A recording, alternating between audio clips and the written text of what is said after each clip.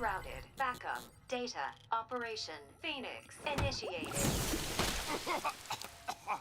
Oh, come on, man.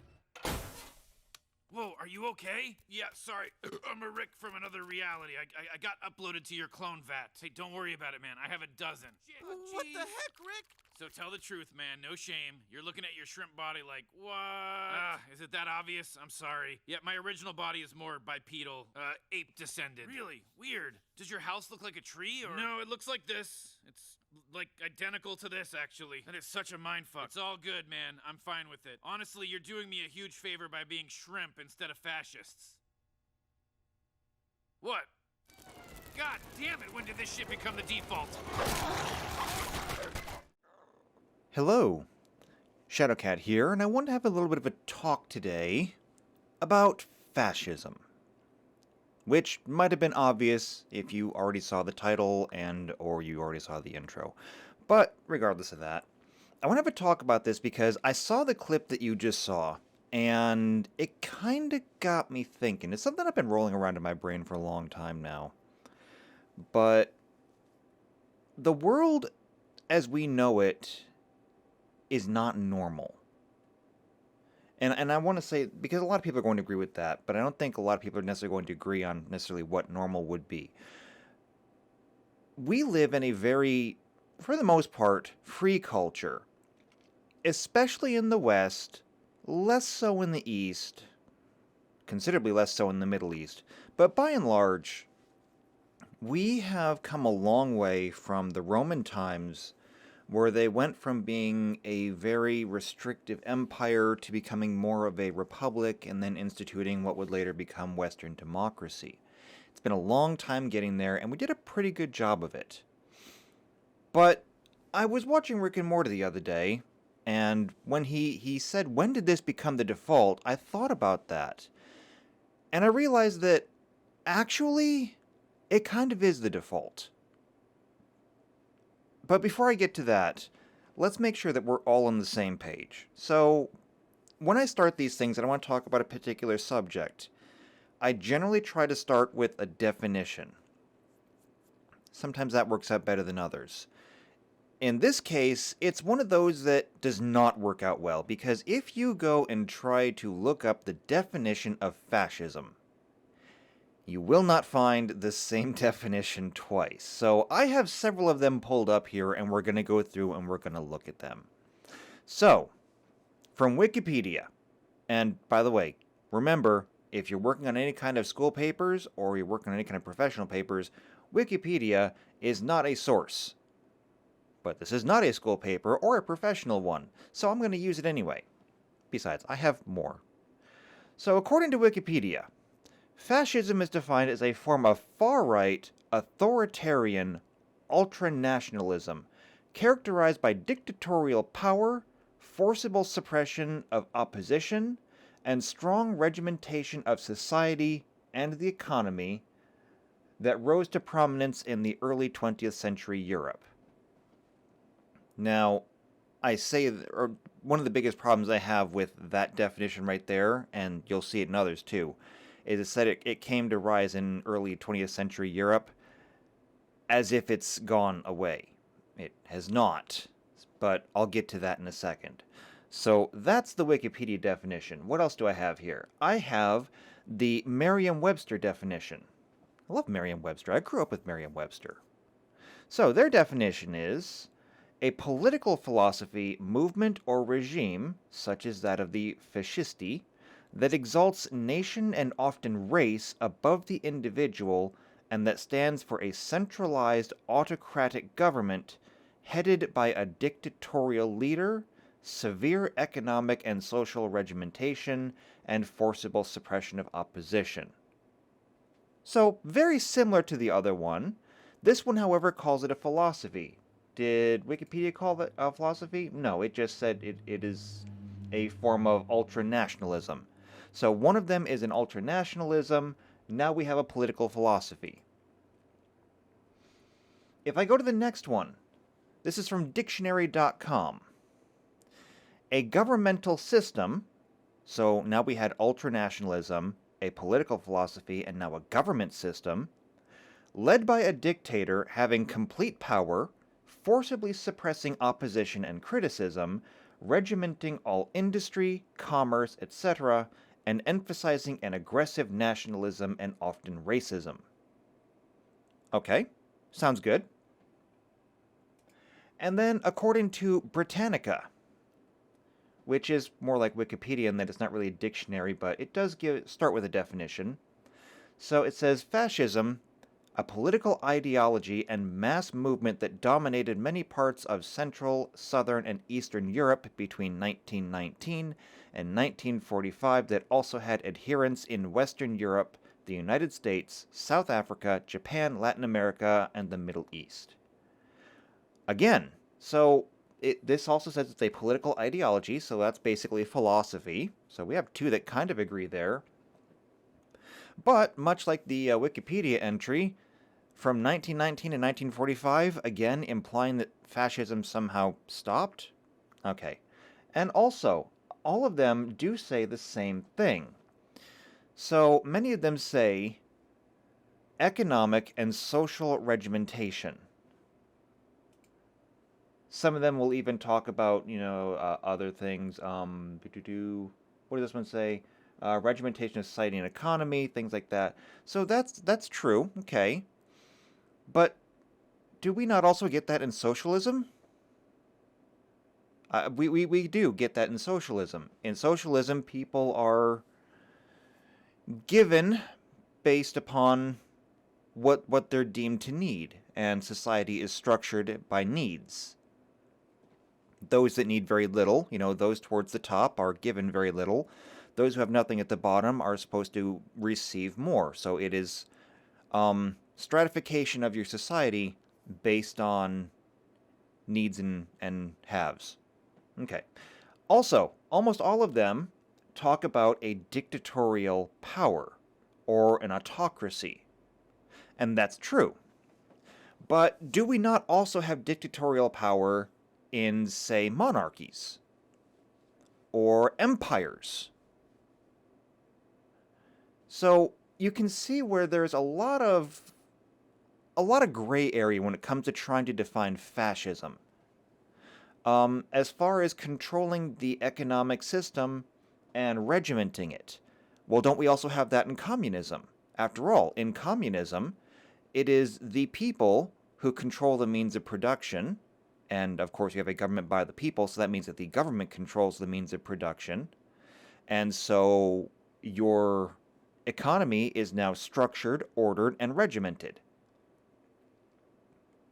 Well, now that's very interesting when you think about it, because if you're all familiar with Horseshoe Theory, and I'll try to put up a picture of Horseshoe Theory here, the idea of Horseshoe Theory is that in a political spectrum, you generally have a left and a right side.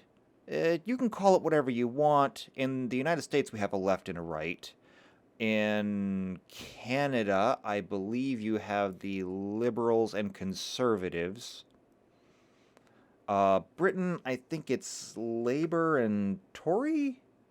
I don't know, I'm not as familiar with British, but either way, you generally have two overwhelming sides to your political spectrum. And it's generally one more of conservatism and the other side of more progressivism. Basically, the one that says we need to keep what works, and the other that says we need to push forward. It doesn't sound very good when you put it like that, but in general, it does actually work. I'm not going to say it worked perfectly, because obviously it doesn't, but it generally works. The idea of Horseshoe Theory, though, is that if you start in the middle, and then you want to go either conservative or you want to go progressive, you can follow both of those around, and they almost meet at the end, because horseshoes tend to curl around, and they almost meet at the ends. They never quite meet. Usually. Sometimes they can, though. Especially when you're talking about political philosophy. But anyway, getting back on topic here. So I went and looked at fascism, and I said, you know what? When I'm looking at this, so it's all authoritarian. We can all agree on that. So you generally have the state, and you'll only have one, maybe a handful of people who are in charge of the state. But you definitely have an overwhelming total power at the top of the state. And the state controls everything. Okay, so we can agree on that. Now, what do they control? They control the economy. And they control media. And they control basically every facet of society. Now, that's interesting because they're not the only ones that do that. Many totalitarian regimes, regardless of what they are, also want to do the same thing. But there is one thing that does make fascism a little bit different, and that is the nationalism. So they control the economy, they control media, they control society, and they are very nationalistic in the way they do it. Now, this is something that you see a little bit in other political philosophies, but it's something that holds very, very prominent positions in fascism specifically. Now, all of these definitions are right. All these definitions are different, though, and I think I have a better way to sum all of them up. So I am going to go ahead, and I'm going to be very audacious here, and say I'm going to do what all of these highly paid people, which, by the way, if you want me to be a highly paid people, you can support me on Patreon, but I'm going to do what all these highly paid people here cannot. I am going to summarize and define fascism. You ready for this? Fascism is a state-enforced culture. That was easy. Cool. Video over. Remember to subscribe, hit the bell icon. No, I'm kidding. We're not done yet. But I do believe it is a state-enforced culture. And why do I say that? Well, right now, culture is a big deal because especially in the Western world, whether you are in the US, Canada, Britain, France, Germany, any of the Western nations, basically if you're in North America or if you're in Europe, culture is a hot button issue because we have such divergent cultures.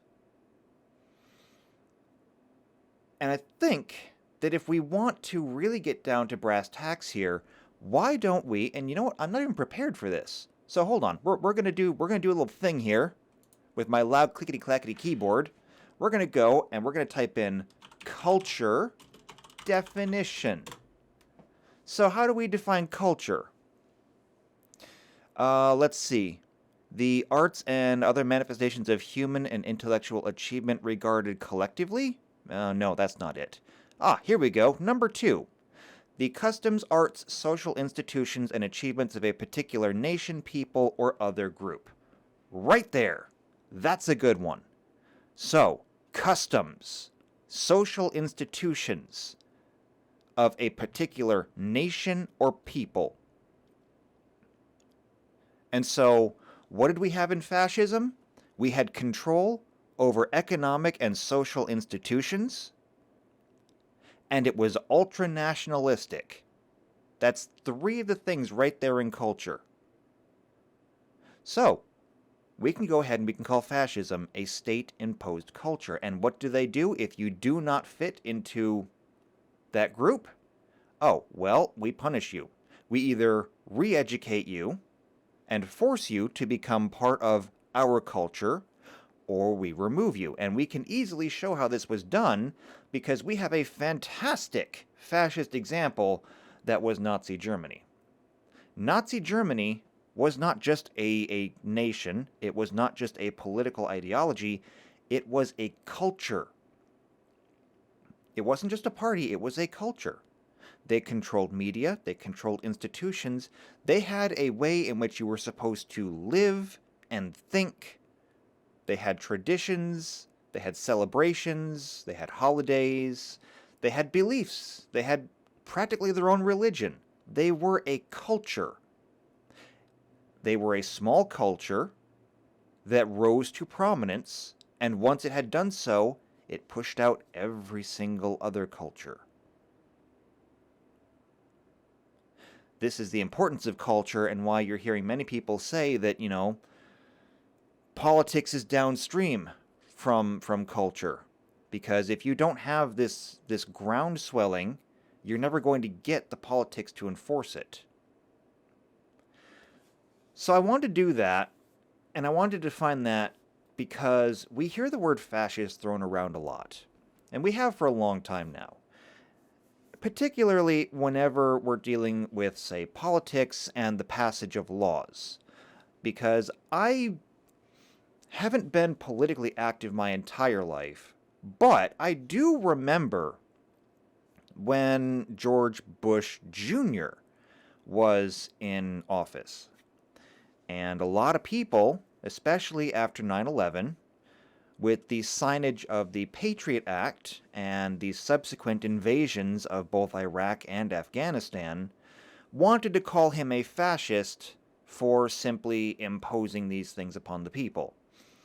Now, I'm not going to say that they were exactly wrong. That wasn't exactly right either, but it was in that direction after all. It was very intrusive upon the lives of American citizens, and pretty much everyone else who even was tangentially attached to the U.S. But was it fascist? Well, no, it wasn't, because things like the Patriot Act were signed in by a representative government. So there was no real authoritarian control there. Your representatives did it. You need to hold them just as responsible as you could hold the president. Then, after that, we had Obama. And we heard the same things all over again. We heard that he was going to go through and with things like gun control. Oh, no, he's being a fascist. Well, no, because everything he did was passed through a Congress. So that didn't happen. Oh, and the way that he was going to socialize healthcare across the U.S., that was going to be fascistic. And it'll lead to death camps and things like that. Well, we're like 12 years on now, almost. Still don't have the death camps. So that wasn't really fascist either. Then we had Trump, and as far as everyone was concerned on the left, Trump was a fascist dictator. If he was a fascist dictator, he was a very ineffective one, because Trump got almost nothing done in his 4-year term. And now we have Biden, who the other side now, the right, wants to call a fascist. And even though I firmly believe that Biden would love to be a fascist and do things like confiscate guns and pretty much wipe out his opposition, he hasn't done it yet, and he's not really capable of doing it at all anyway. So fascism in the US doesn't exist. We can look at other places like Canada, though, because Prime Minister / God Emperor Trudeau, if he had anything to say about it, has also been accused of being a fascist. And not just by me and not just by his people. Recently, he was at a summit of some kind for the European Union, and even the other members of the European Union called him out for being a modern-day Western fascist. Primarily for the way he handled the occupation, as he calls it, in the capital of Ottawa. In reality, it was a peaceful protest. There was no damage done. There were no injuries until he brought in armed forces and used them to crush his protests. Which, by the way, happens to be one of our definitions of fascism. It is the strict oppression of any opposition. So they might be onto something there. At any rate, we use the word fascism to describe a lot of things, and we all use it wrong. Which is good, honestly, in a way. It's good that we're using it wrong because it means that we don't actually have a fascist nation to complain about. And we really don't want that. It's bad, however, in that if you use a word the wrong way, especially if you use the word in a wrong way continuously, number one, you cheapen the word. For example, look at racism. We have used the term racism, especially one way directed from the left towards the right, from the progressives towards the conservatives. They have overused it to the point where the conservatives no longer care, and if you were an actual racist, At this point, pretty much no one would care, because you would levy an accusation, and the accusation would go unheeded. It's the same thing as the story of the boy who cried wolf, except this time there's no wolf, and it's just basically an insult at this point, and no one cares. Same thing goes with fascism. We keep accusing people of fascism so much that if we later on find out that Canada was turning into a fascist nation, we would not be able to tell right now because, quite honestly, the word's been thrown around too much and no one takes it seriously. But I was thinking about what if there was an actual fascist nation? What if, let's say, in 300 years, we can look back now and say the Trudeau administration led to the fascist nation of Canada. How would these things happen? And so I went back to something else. It's part of psychology, and it's called the Big Five personality traits. Now, the Big Five personality traits are extroversion. So basically, how much you want to interact with people versus how much you want to keep to yourself. Agreeableness, which is kind of obvious. Openness, which is also obvious. Conscientiousness, and neuroticism. And the one that I want to focus on is agreeableness, because you cannot have a society, you cannot have a tribe, you cannot even really have a household if you don't have some level of agreeableness. If your agreeableness is zero, you basically just have war, constant war. So all of us agree that agreeableness is good. And I was listening to someone talking the other day, I don't remember who it was. No, I don't remember who it was. But we were talking about, how generally speaking, agreeableness is something we all have. We all have this to some degree. Many of us have this to high degrees. It tends to be higher in women than it is in men, but even in men, we are all very agreeable. We would rather get along and, do things together than try to just do it all alone. And if you want to take this into a more political sphere, we can go to communism. Because if we're going to apply a personality trait to a political philosophy, agreeableness is absolutely communist. That did not come out the way I wanted it to, but it is true. So the idea in communism is that the means of production belong to the people, all the people, like the people as a unit, and the goods of that production belong to the people as a unit. So we all share and share alike, we all have community property, we all have community goods, as they say, from those according to their means, and to those according to their needs. We all get what we need. On paper, that sounds amazing. And it always has. That's been the trap of communism, because when you hear the definition of it, when you look at it in a book or something, the first thing that anyone says, and most of us eventually grow out of this, but some of us don't, when we look at it, we say, that sounds perfect. Why aren't we doing that? After all, if we were doing that, we would eliminate world hunger. We would eliminate homelessness. We would end wars. We would end everything. We would live in a utopia. Obviously, that's not how that works, but it's the idea. And, it is a worthy idea to strive for. We should be able to provide for everyone.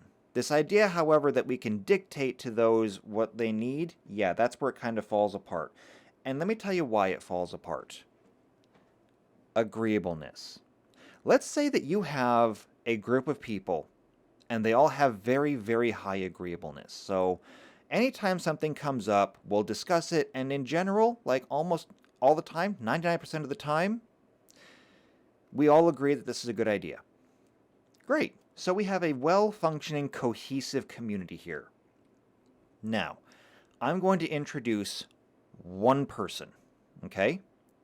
I'm going to insert one person into this community who does not like this community. Maybe they don't agree with the way it's running, maybe they would just rather be on top of it and say the community needs direction. But either way, I'm going to insert one person who is very charismatic, with a very outgoing personality, someone who is a leader type person, not a follower type person. I'm going to put this person in this community, and what's going to happen? You know what's going to happen. Everything that they do is pretty much going to be agreed to because we have a very agreeable community. And so, very quickly, we're going to find that this person is going to put themselves into a position of authority over the rest, because they're going to assert themselves over the rest, and the rest will simply agree to it. Why? Well, because that's what they do. They're agreeable. They're too agreeable.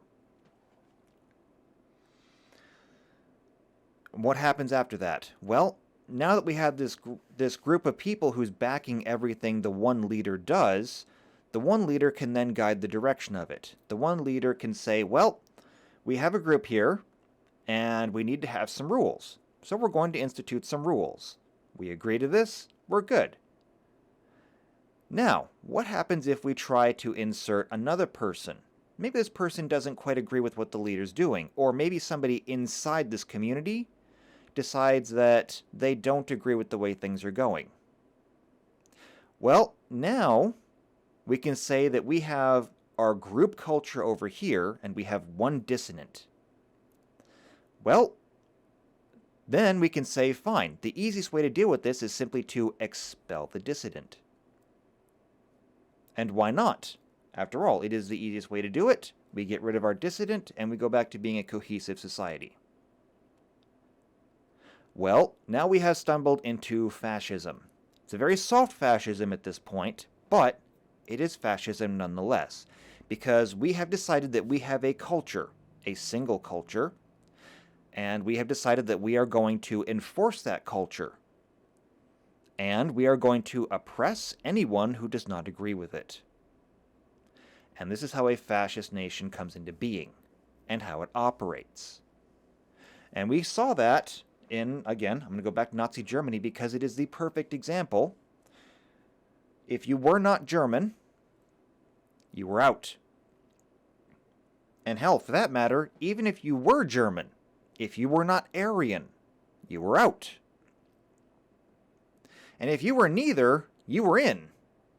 Mostly in the camps. If you were a Jew, you were in the camps. If you were black, you were in the camps. If you were gay, you were in the camps. And along with so very many others, because you did not fit into the culture that they were building, or rather that they already had.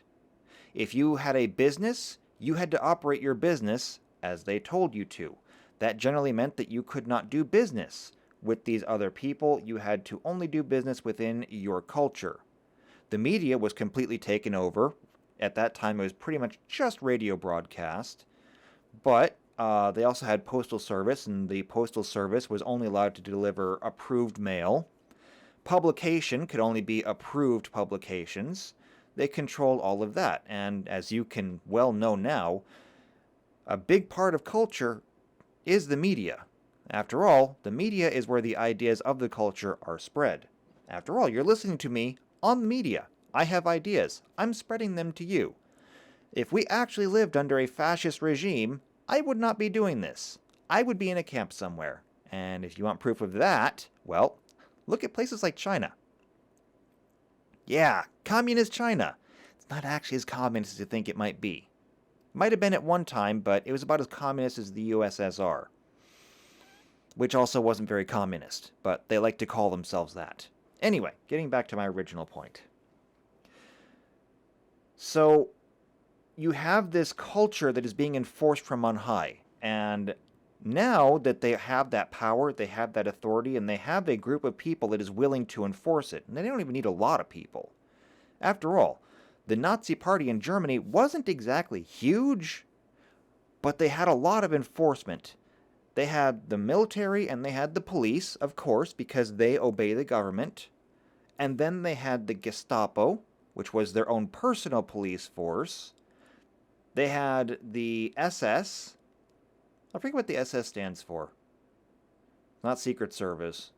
I don't know, but the SS was basically a special task force. So, I mean, you had the Gestapo who would do their patrolling in particular areas, but you had the SS who would actually go and find people.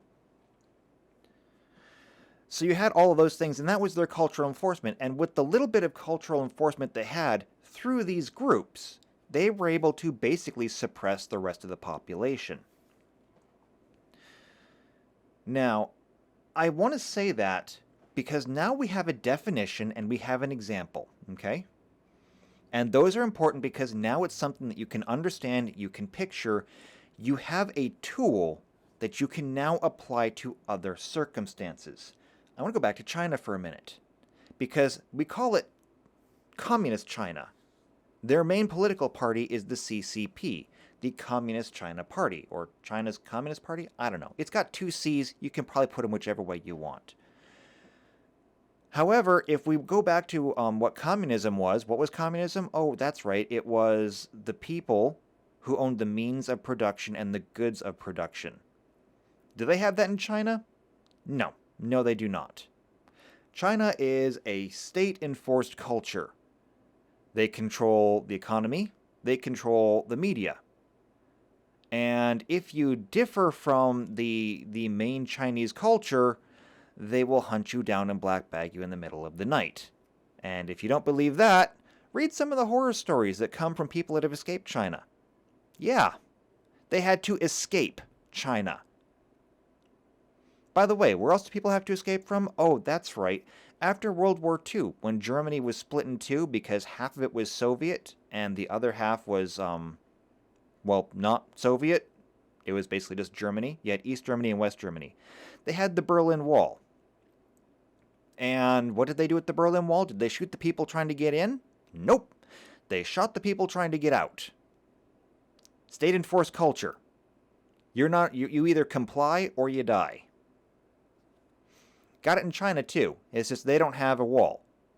Well, okay, they do have a wall, but not that wall. So I make this example because we can use our tool to point out that China is actually not communist. They are a very fascist nation. And now that we have applied our tool, and we can see that it does in fact work, now we can apply it to some other things. Now, this is where it's going to get fun. Why don't we take it and apply it to some of the political arguments that we're seeing in our countries? So if you're in the U.S., you can apply this to Republicans, Democrats, conservatives, progressives, all that stuff. If you're in Canada, it can be conservatives, it can be the NDP, it can be the Greens, whatever. If you're in Britain, it's your Liberals, your Tories, your whatever else you have. I think they have conservatives too. But let's face it, British conservatives are kind of worthless. Anyway, you can take this tool and you can start applying it to other groups. Now, apply it to that group and see how much of their culture, their political culture there, but also, their religious culture, whatever else, how much of it are they trying to control? Because remember, fascism is a top-down enforced culture. So let's look at things like, how much are you allowed to disagree with? Why don't we look at something like, say, what's a hot button topic? Oh, I know. Let's do the abortion debate. So how much are you allowed to disagree on abortion? Let's look at both sides. So on the conservative side, you have your religious conservatives, okay? Your religious conservatives that say absolutely not, under absolutely no circumstances. Like if there is a complication in pregnancy and she is going to die without an abortion, then let her die, because it is God's will. Okay? Now that, you could actually almost call fascist. But I'm not going to, because that's religion. And there are some very, very distinct parallels between the two. But Generally speaking, at least in religion, you're allowed to disagree. And if you were to have this disagreement in something like a church or something, you're going to walk out of there. That's a very important distinction right there. Now, if it was a mosque, walking out might be debatable. But, in general, if you're having this disagreement in a church or a synagogue, you're probably walking out of there. Under a fascist government, if you disagree with them, maybe not. We can come a little bit further with a lot of, somewhat religious to non-religious conservatives who say, yeah, we should not be allowing this, but we should maybe have exceptions for when the mother's life is in danger, things of that nature. And you're allowed to discuss it, you're allowed to have these debates, and we know because we've had these debates over and over and over again. We can come to the middle where we can say, yeah, maybe there should be some reasons for it. Maybe we should have like a certain time frame where it's allowed, basically no questions asked. But now I want to go to the other side. I want to go to the liberal side, the progressive side, the Democrat side, the left side. On that side, there are very, very few restrictions that they're willing to accept, if any. There are some somewhat left of moderate people who say perhaps we should have some restrictions, say, the second trimester.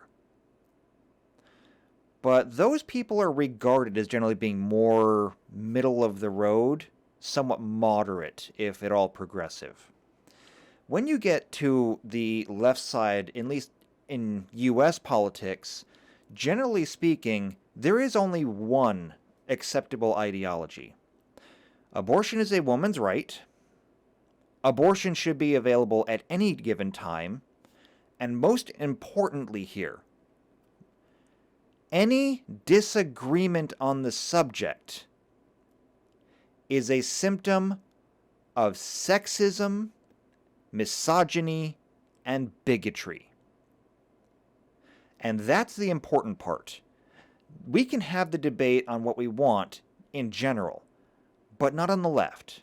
And why? Because any disagreement needs to be stamped out, and whoever disagreed needs to be put into their place. Similar to if you were in Germany, and not even say that you were a born Jew, but if you were to even express an interest in reading the Torah, you would be seen as somebody in need of re-education. Let's just put it that way. And that re-education might not have been much of an education at all in the first place, because they might just take you away.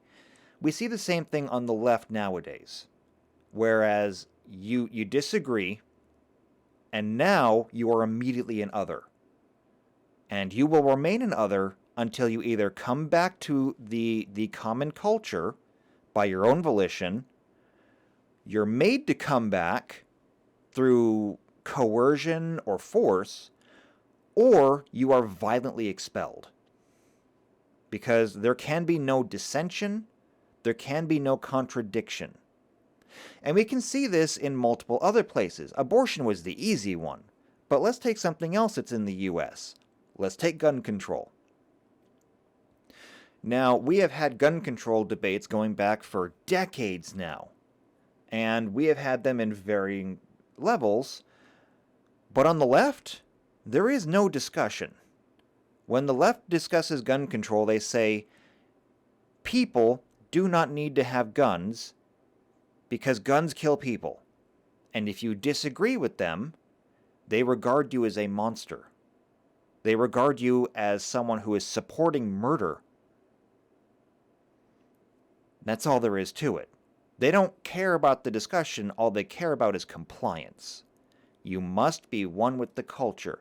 And in that way, it is an enforced culture. Now, obviously, we can't necessarily call it fascist, because fascism would be a state-enforced culture. That's what makes it a political philosophy. But it shares all the same markers.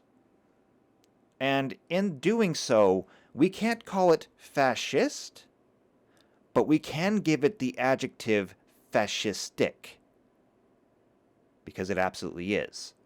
We have a group that is enforcing its culture in a fascistic nature.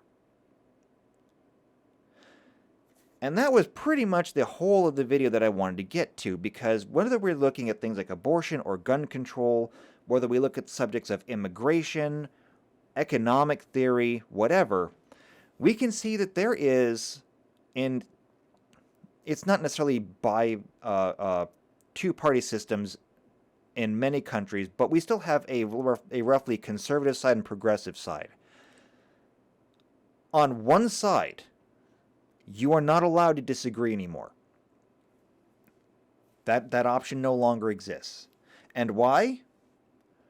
Why does that happen? Well, we have to look back in history, because we did have, for a long time on the conservative side, what's the word that I want here? It was discouraged. We could have these discussions, but they were generally regarded as not in polite company, or we don't need to have that conversation. Why are you even thinking about it? Or if you want to go the religious route, because we already have scripture and texts that say, we're not dealing with this, we're not entertaining this idea. But that was it. We simply didn't talk about it. On the left, on the progressive side, however, it was all, we should come together and we should be accepting. Remember, it was these people who entertained the idea of saying, we need to bring in all the minorities. We need to bring in the racial minorities. We need to be accepting of them, and we need to agree with them.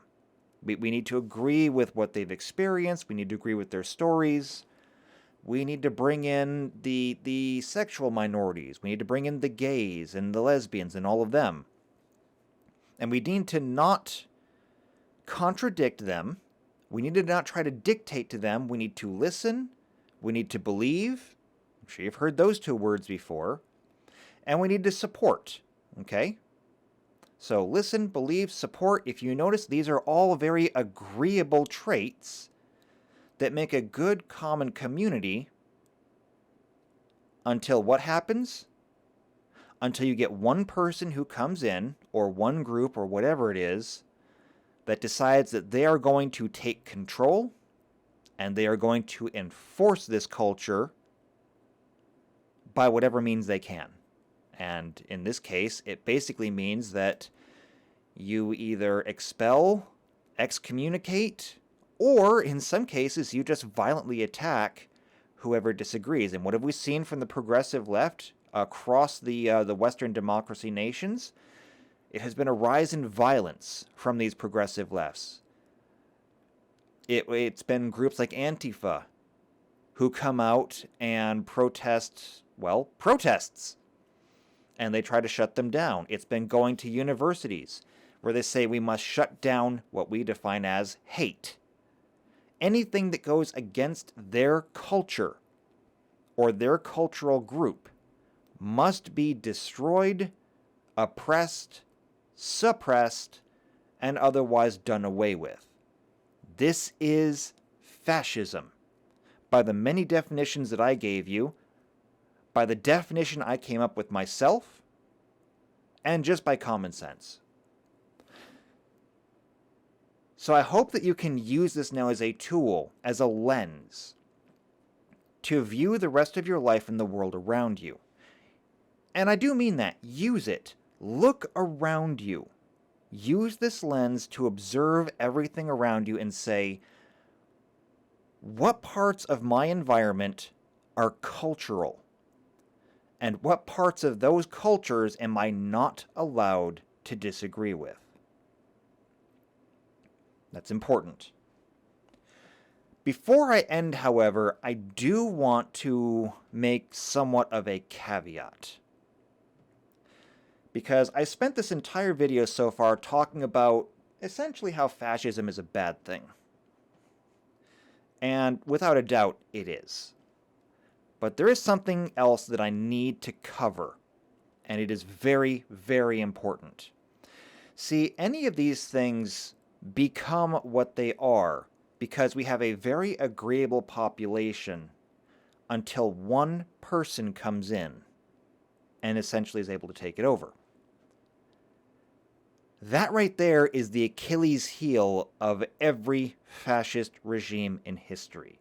Because if you could cut the legs out from that one person and keep them from ever taking power, ever accumulating power, ever centralizing it, then you no longer have this problem.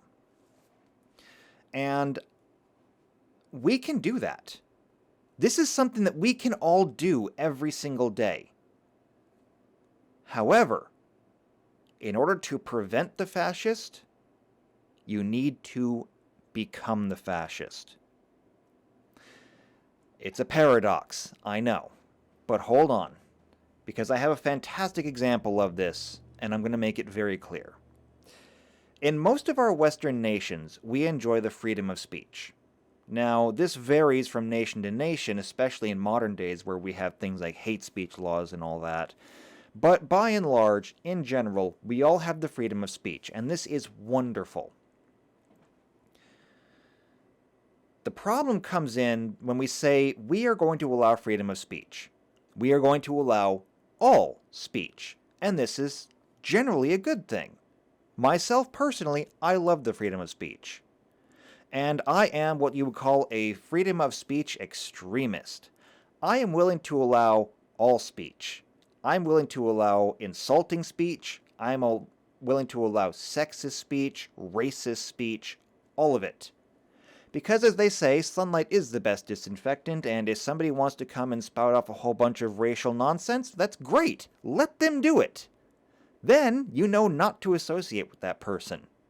And maybe when they have nobody left to talk to, they might change their tune. But whatever. We should be allowing all speech. The problem comes in when we also allow people to speak in terms of restricting speech. And I'm going to use hate speech as the example. See, when we allow all speech, we're inevitably going to come across somebody who's going to say that some speech should not be allowed. Now, according to our morals and our principles, we must let that person speak. But what happens if we actually give that person power? Well, if we give that person power, then they're going to have the ability, because they're not going to be in a position to guide and control the culture, to take speech away from others. We see this in hate speech laws, where they say you cannot say certain words because these certain words may be offensive to certain groups. Well, the minute that you have one word which is restricted, your speech is no longer free. It's still mostly free, but that mostly is the important part. It's not free anymore. It's like saying you can go everywhere in your house, except one closet. Well, that is not really your house anymore, is it? Because that closet's no longer yours. If you wouldn't tolerate it in your house, why would you tolerate it in your speech? It's unfortunate that the only way to really prevent the takeover of a culture is to gatekeep it. And we've heard a little bit about gatekeeping in other places. Usually it's done in terms of either hobbies or education. Sometimes in the business world as well. But what I mean here is that you're going to have to say, we're going to allow you all the benefits of what our culture has to offer. But we are not going to allow you to take that away from anyone. We're going to offer free speech. But we will not allow anyone to take that speech away. And that's hard, because if you have an entirely agreeable population, then they're not going to have the wherewithal to stand up and say no. And that's why communism fails every single time. Because eventually, inevitably, you're going to get one person who is going to come in, take control, and then they're going to start restricting from certain people.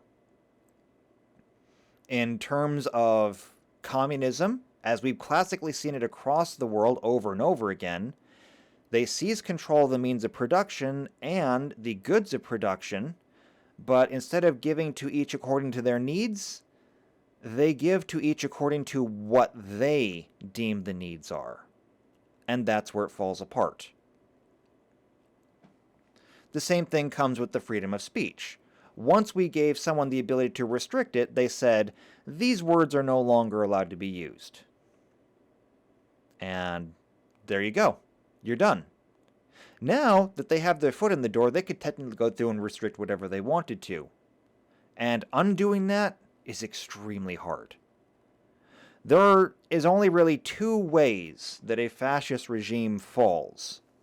Number one is from the outside, much like, we did with Nazi Germany, where we went in and waged a war. And the other is from the inside, which I would use the Soviet Union as the example, when their top-down enforced culture caused the entire nation to starve to death. But it can be prevented, and it can be prevented very easily. We see this in things like hobby groups, where sometimes people will be allowed in, especially if you do things like play Dungeons and Dragons or Magic the Gathering, or basically anything from Wizards of the Coast, honestly. Or for that matter, I guess anything from Games Workshop. You allow people in, you say you want to be inclusive, you want to be accepting, until you get people in who try to take over. And now suddenly you've lost everything. So gatekeeping, not a bad thing. If you're going to have an agreeable society and you want to prevent it from becoming a fascistic, authoritarian, dictatorial system, you're going to have to embrace that aspect to keep those people out.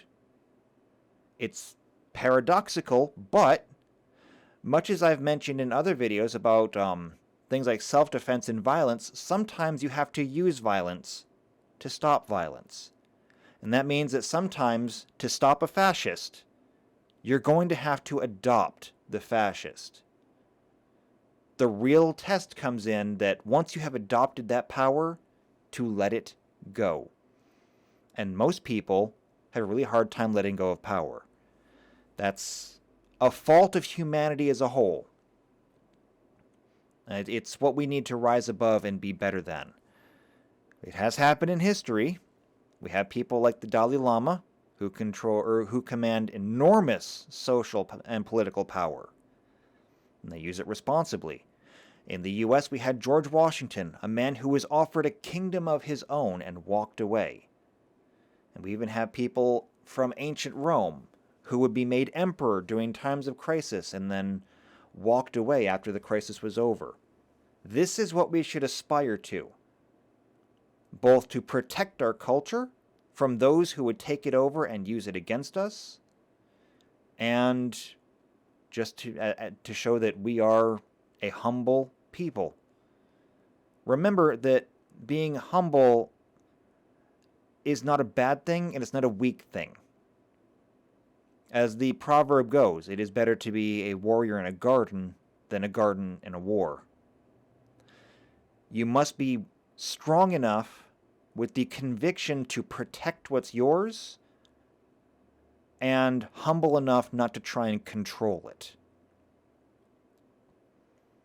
And that's how we have to move forward. It may be too late for any of this to be really appropriate now. We may be way past that point. I kind of think that we are.